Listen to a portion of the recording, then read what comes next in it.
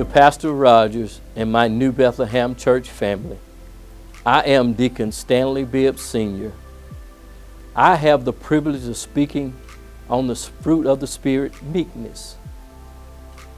Matthew 5:5 says, "Blessed are the meek, for they will inherit the earth."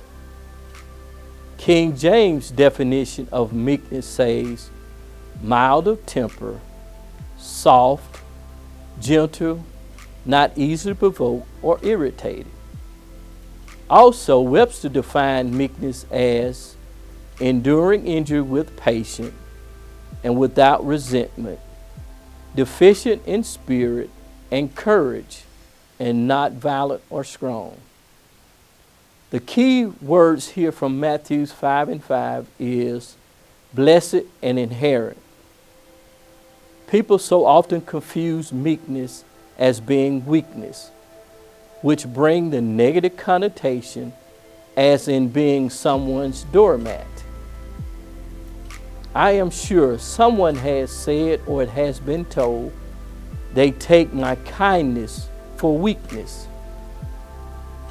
We must learn being meek doesn't mean you are weak, but it means being powerful without taking action.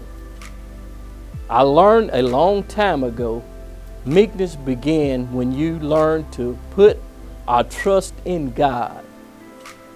Because I put my trust in Him, that allows me to cast my cares upon Him.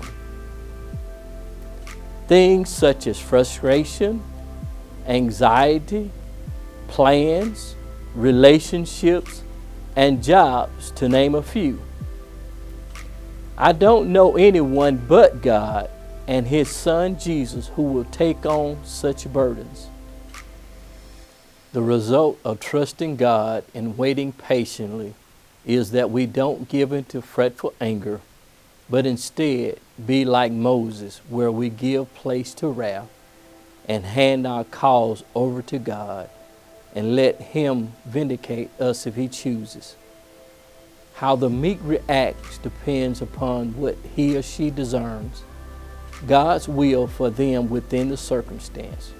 We are humans, can be sensitive, critical, and harsh in judgment of those around us as it relates to slanderous attack and arguments. But when you do, remember the meek sets his mind on God's purpose and not his own comfort. So instead of anger, react with patience and kindness when being attacked. Meekness loves to learn, and we become reasonable and open to correction.